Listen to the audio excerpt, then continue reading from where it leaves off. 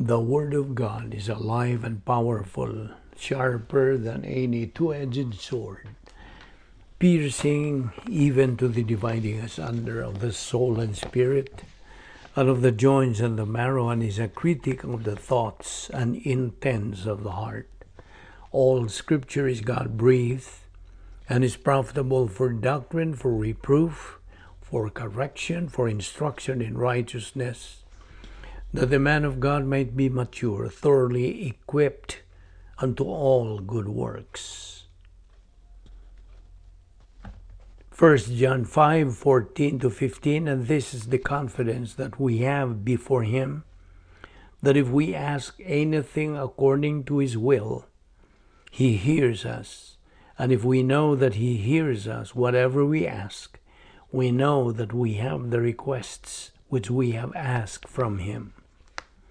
Isaiah 65:24, it will also come to pass that before they call, I will answer, and while they are still speaking, I will hear. Before we start our Bible study today, as it is our custom, may I ask all of you, our subscribers, our followers, our fellow believers, to pause for a moment and to put ourselves in the presence of God. Let us set aside now all our problems, worries in life, negative thoughts for the next half hour or so. We need concentration while we assimilate God's truths.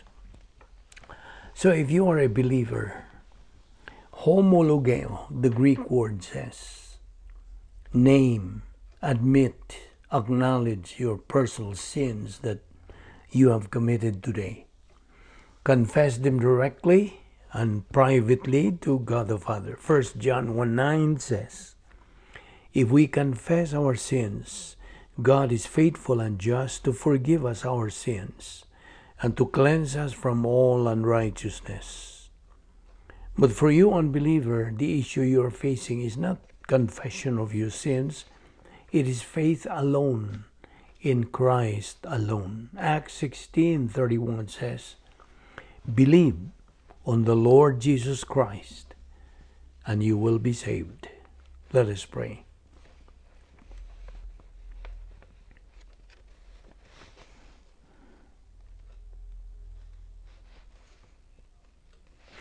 We consider it a privilege, Heavenly Father, to have the freedom and the opportunity of fellowshipping with you and your word.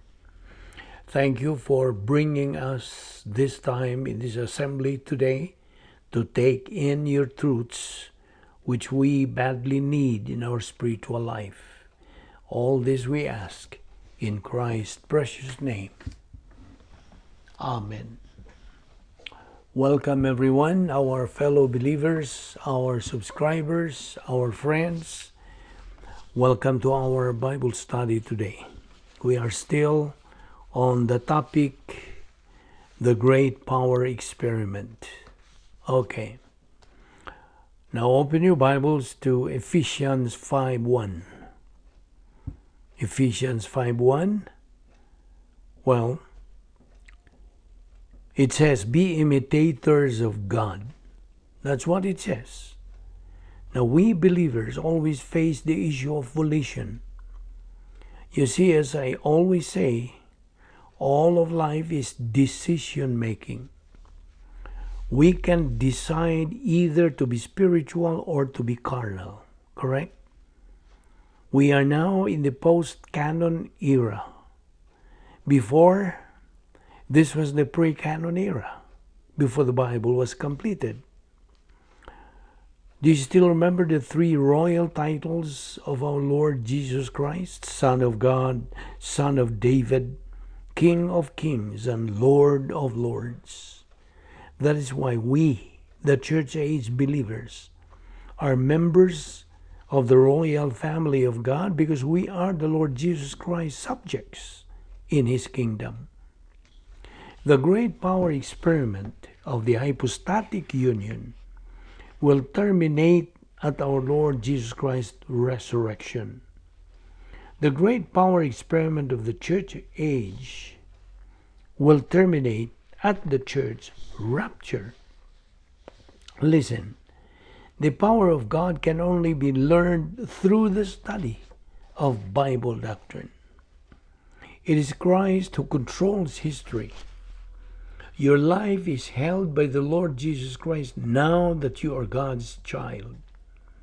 You are a member of the royal family of God. You are set apart. You are a new species. You no longer are under the law. So don't say, well, it's okay as long as I follow the 10 Commandments. I don't need salvation. I believe I can be saved by following the 10 Commandments, and I'm a good person. That is wrong. You know why? Because of Ephesians 2, 8 and 9. We have been saved by grace through faith, that not of yourselves, it's a gift of God, not of works, lest anyone should boast. Now, during the time of Israel, or the Jews, Israel had specialized priesthood in the tribe of Levites. The church, where we belong now, has universal priesthood. In the church age, you are the priests. Answers, all believers are priests. In the Old Testament, Israel's priests were of the Levitical tribe, the tribe of Levi. In the church age, all believers are priests. In the Old Testament ritual plan of God, they looked forward to the cross by faith. In the New Testament, it's called protocol plan of God. Now we look backward to the cross also by faith. Now may I ask you again, what is protocol? The answer, it is rules or guidelines. But both Israel and church are elected. What do we mean by election? If you were a Jew, you are elected. And that election is what we call racial species. If you are a believer, you are elected, related to a new species, new creature. That's the difference between Israel and the church. But remember that the Jews are the chosen people of God, and that is forever. But when we talk about election, the election now is true in the church. Election of new species, the church. So we can see how fabulous and amazing this great power experiment that God is providing us in the church age. You see, it was the great power experiment that our Lord Jesus Christ was able to reach his goal, to fulfill God the Father's plan for his life. When our Lord Jesus Christ resurrected, ascended, and seated at the right hand of God the Father, he left the great power experiment to the church. At the same time, he promised to send the Holy Spirit down to the church age believers. The very power that resurrected our Lord Jesus Christ is the same power that will resurrect the church during the rapture. Between the resurrection of the Lord Jesus Christ and the resurrection of the church is the greatest power in the whole universe. Why? Consider the omnipotence of God the Father, omnipotence of God the Son, and the omnipotence of God the Holy Spirit. I repeat, in the Old Testament, the plan of God was called ritual plan of God. In the New Testament, the plan of God is now called protocol plan of God. Okay, what again is protocol? The answer, it is standard rules. A right thing done in the wrong way is wrong. A wrong thing done in the right way is wrong. A wrong thing done in the wrong way is still wrong. Only a right thing done in the right way is right. Now, let's go back to election. Election started with Abraham. God elected a new chosen people of God. That's racial species. Then in the church, election happened related to a new species, new creature. In the Old Testament, the Lord Jesus Christ was in the form of the Shekinah glory. When the Lord Jesus Christ became incarnate, became flesh, he was the Shekinah glory. In the New Testament, the Shekinah glory is inside every believer right after his resurrection. Listen, the Shekinah glory is in us, church age believers.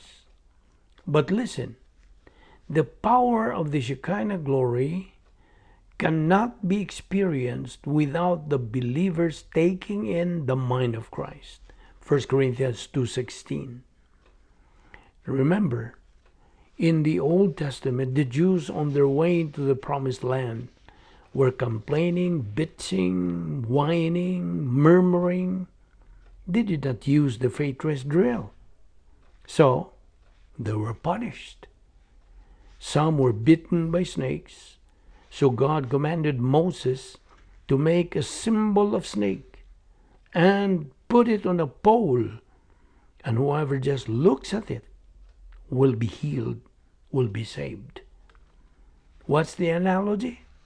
Faith alone in Christ alone, and you will be saved. In the church age, all believers are a new species, a new creature. Today, any person who believes in the Lord Jesus Christ becomes the church. He may be a Jew or from any race. In our time and age, salvation is only by faith alone in Christ alone. And you remember the tetragrammaton, Yahweh. Yahweh cannot be pronounced in the Old Testament, which means I am who I am. In the Old Testament, once people believed in the Lord Jesus Christ, they did their rituals, a shadow Christology. When they sinned, they did rituals. But today, we simply close our eyes and acknowledge our sins. That's rebound. 1 John 1:9. If we confess our sins, God is faithful and just to forgive us our sins and to cleanse us from all unrighteousness. Salvation today is by faith alone in Christ alone. All believers had been given a spiritual gift together with the 40 things we received at salvation. What's the purpose of our spiritual gift? The answer, for us to use, execute, that we can only use it as we continue to advance spiritually. Remember the great power experiment. The Lord Jesus Christ has proven that this great power experiment is successful and true while he was still on earth. For us believers in the church age, we also can be successful in the great power experiment if we use and fulfill the plan of God. How? By being filled by the Holy Spirit, metabolize Bible doctrine in our soul, using the 10 problem-solving devices. So you grow in grace and in the knowledge of our Lord and Savior Jesus Christ. 2 Peter 3:18. The Lord Jesus Christ performed miracles. That's true. 1, he transformed water to wine during the wedding at Cana. Number 2, he stopped the storm while the disciples were in the boat with the Lord Jesus Christ. Our Lord Jesus Christ used His power as the Creator. By the way, it is only we who can discover our spiritual gift. We can only discover it when we are continuously growing in doctrine. Again, this great power experiment is only true during the first advent of Christ and during the church age. During the period of the Jews, spiritual gifts were limited to some believers. In the church age, every believer is given a spiritual gift. But it is tragic that so many churches today think that believers can reach spiritual growth if they serve in the ministry or some outreach. It is spiritual growth first before Christian service. Please understand that. A believer needs to reach spiritual adulthood before devoting to Christian service. No one in Israel, age of the Jews, had the 10 problem-solving devices. Only the church age believers. We have learned that the church age believer has so many equal privileges and equal opportunities as compared to Israel. The Jews were going around in the wilderness for how many years? 40 years. And during those 40 years, they were complaining, bitching, murmuring, moaning. The church age has more emphasis on the individual privileges and opportunities. The baptism of the Holy Spirit makes this era unique.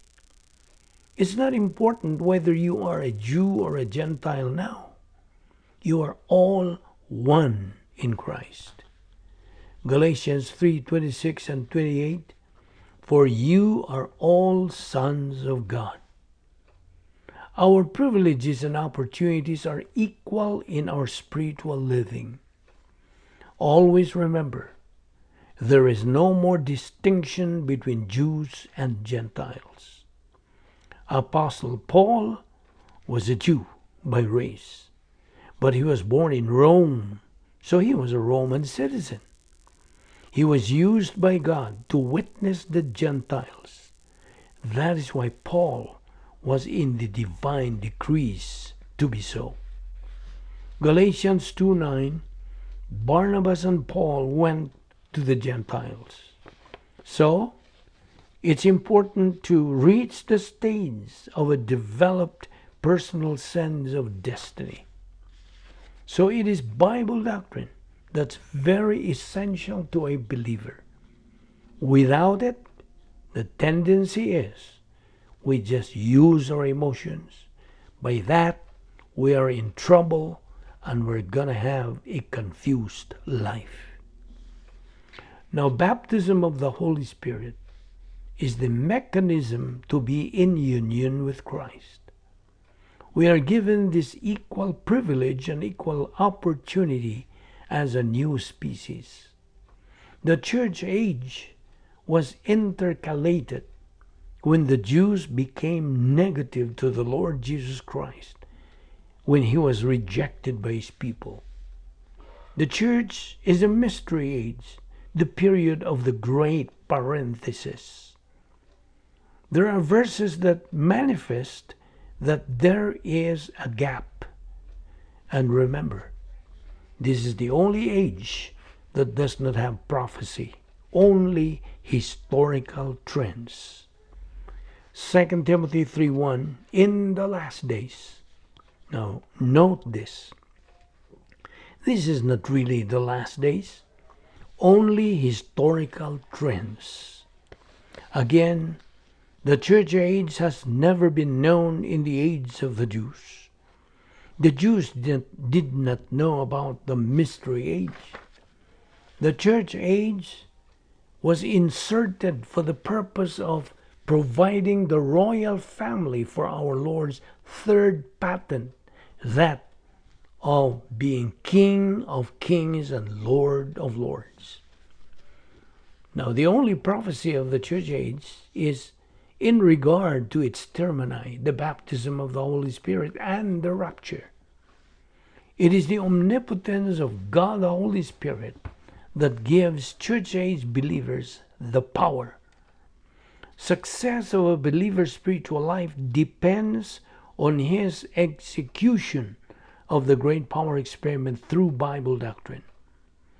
The operational divine dynasty is for church age believers. The prototype divine dynasty is the facsimile, fax or photocopy of the operational divine dynasty.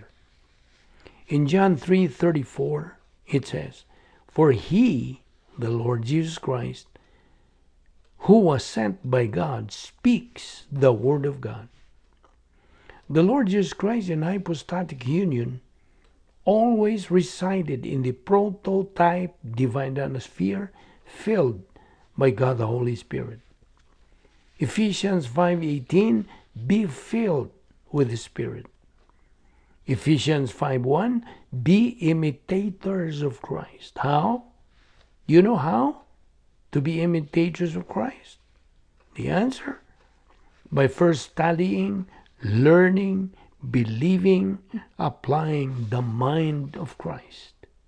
1 Corinthians 1:16.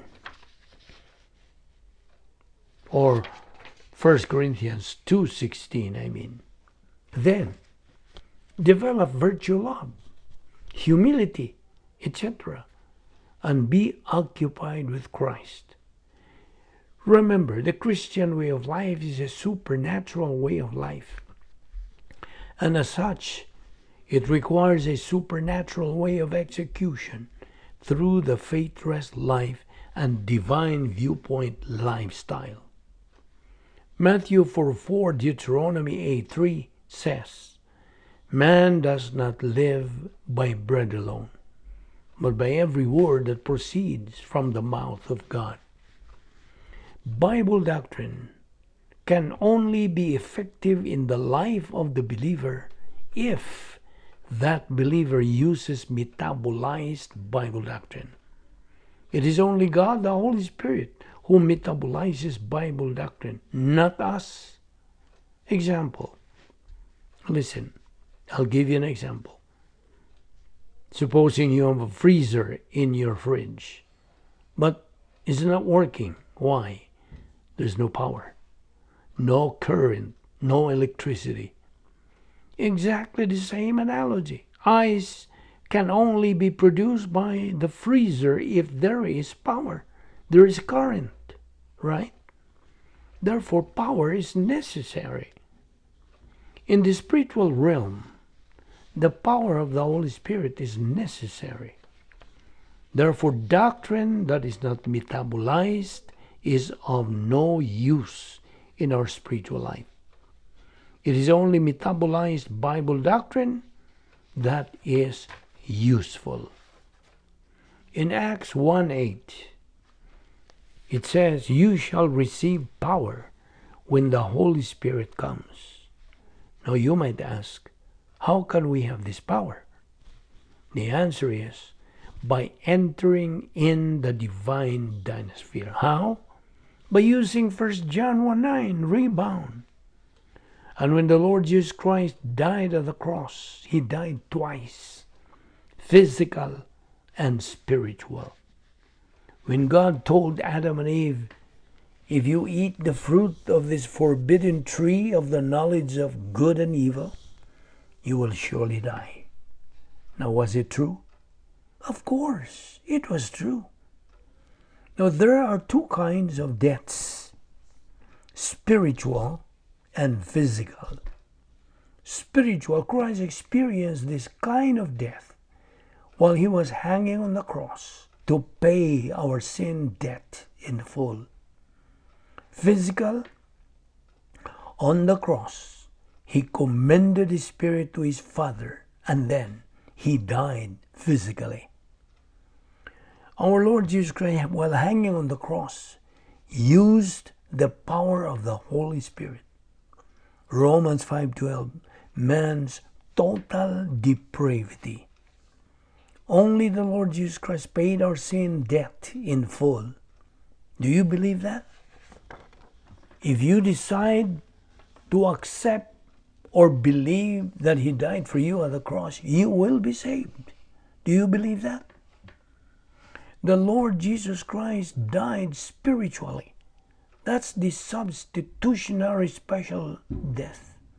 The unique substitutionary spiritual death of the Lord Jesus Christ. What Christ experienced, substitutionary death, was the most ignominious and excruciating suffering in the whole world.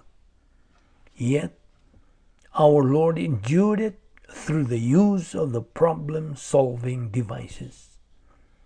So if you wish then to imitate our Lord Jesus Christ, make use of the problem-solving devices and the other divine assets like filling of the Holy Spirit, rebound, gap, SLBA.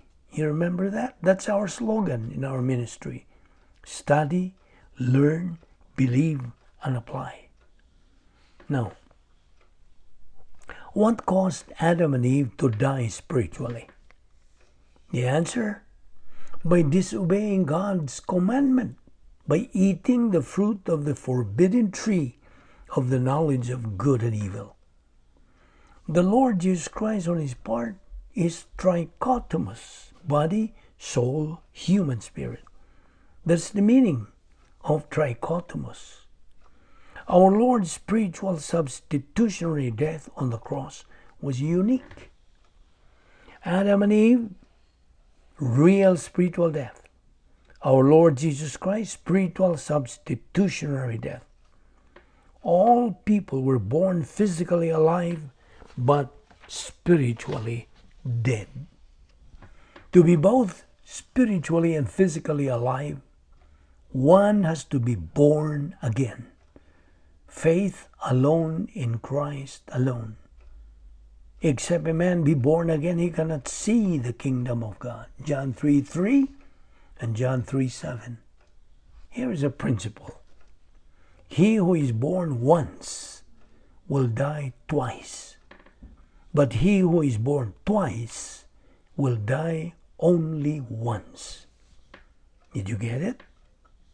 So, it is important to repeat in teaching to us this doctrine that we are fortunate to avail of the power of God in this present age.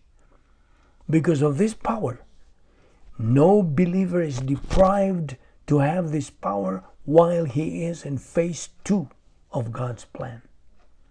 As we said, all of us, members of the human race, are depraved, helpless to free ourselves, helpless to save ourselves.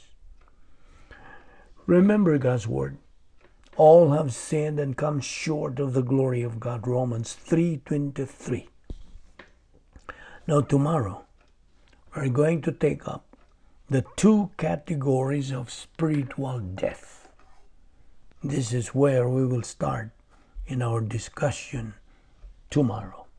Let us pray. We thank you, Heavenly Father, for the grace opportunity of fellowshipping in your word today. May God the Holy Spirit motivate and challenge us to continue feeding our soul with your word until we reach the stage of capacity for life, which is the pleroma stage, thus become winners in the present life and in the life hereafter. We now pray that what we learn in your word today may become a blessing to our life. All this we ask in Christ's name. Amen.